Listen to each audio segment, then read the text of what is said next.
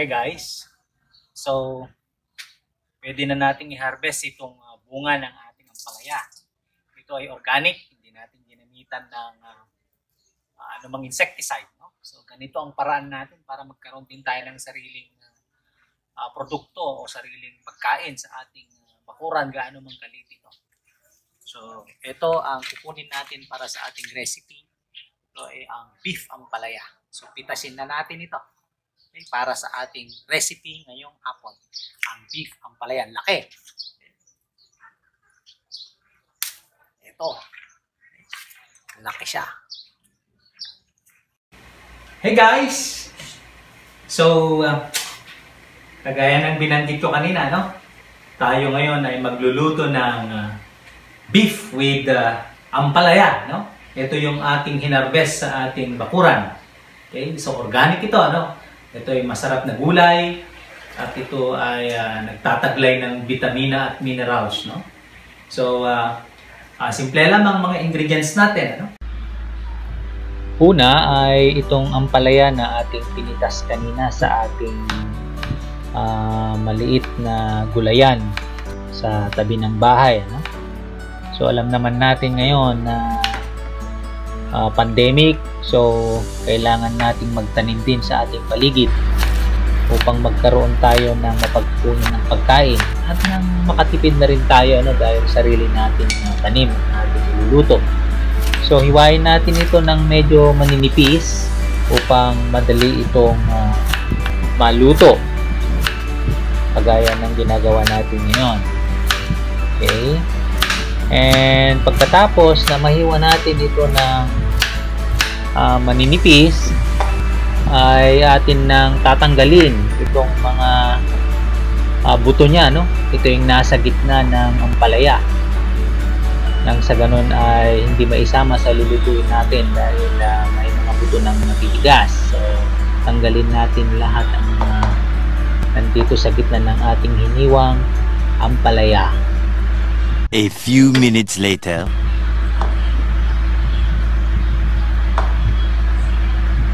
So, ayan. Isunod naman natin itong ating beef. Ito yung sirloin, malambot na parte ng baka. Huwain na natin ito na pa-square lang. Ano?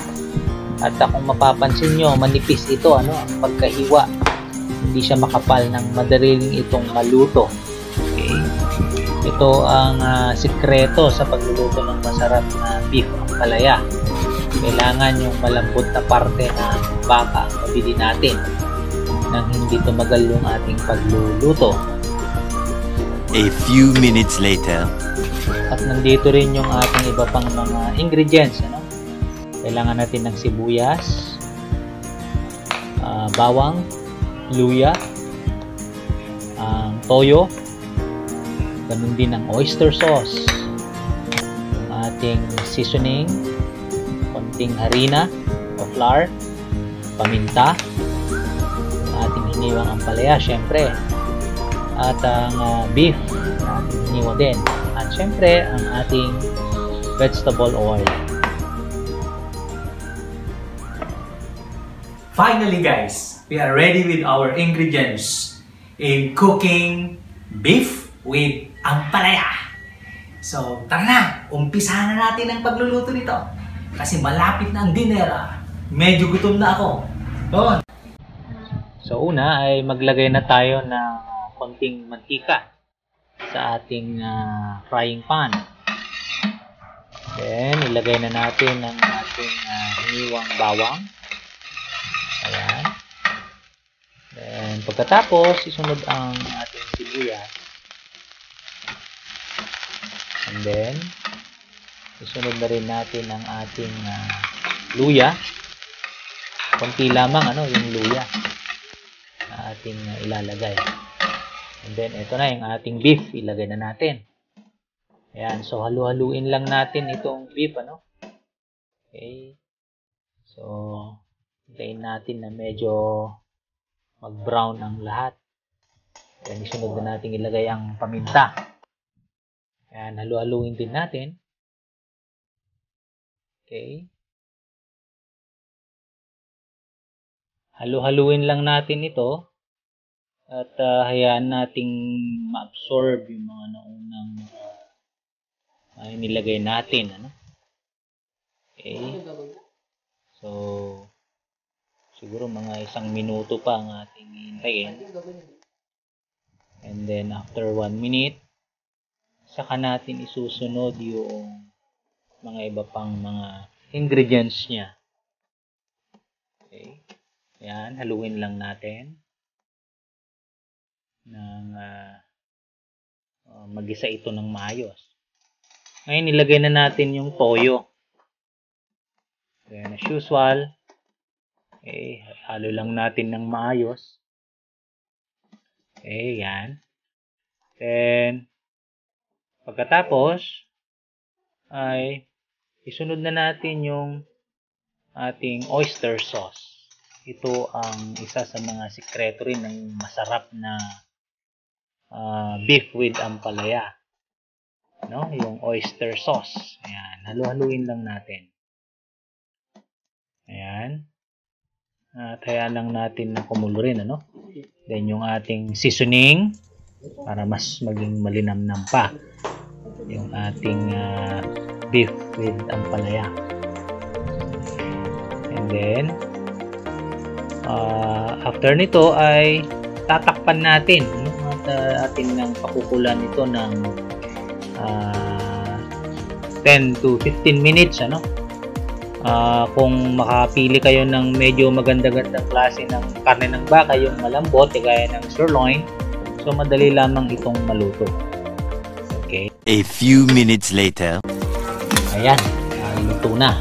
At pwede na natin ilagay yung ating ampalaya. Okay.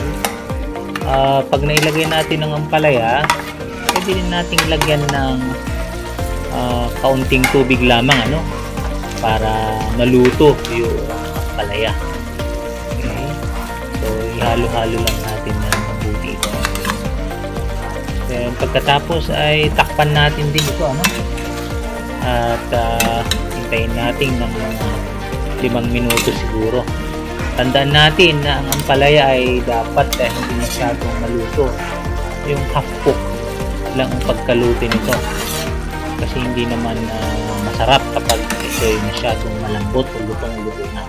Dapat medyo crispy ng kaunti. Okay? Ang ating ampalaya. Ayan.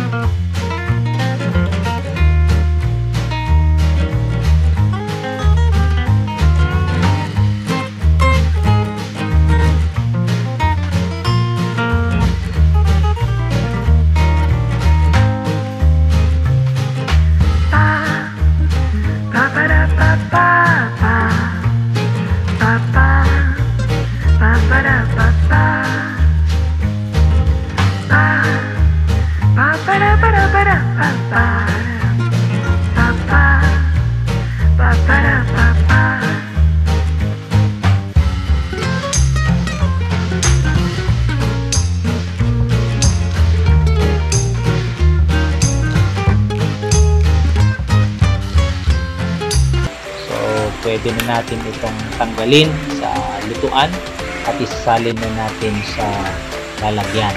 Ito na, mga kapatid, mga kapamilya, kapuso. Ito na ang ating masarap na beef with ampalaya.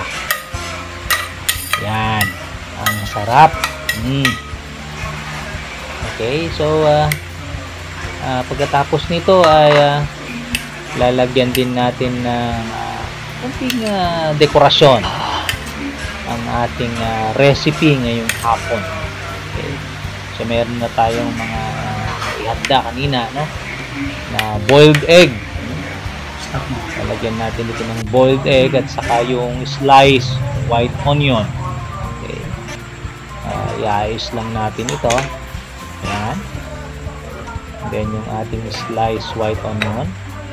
Tapos mag-sprinkle din tayo ng dahon ng sibuyas. Ito itanim din natin sa ating garden.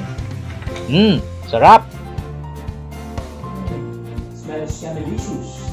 So we are done with our beef with ampalaya recipe for dinner. So for more interesting videos, please watch, like, and subscribe to my channel. Don't forget to click the notification bell. That's it!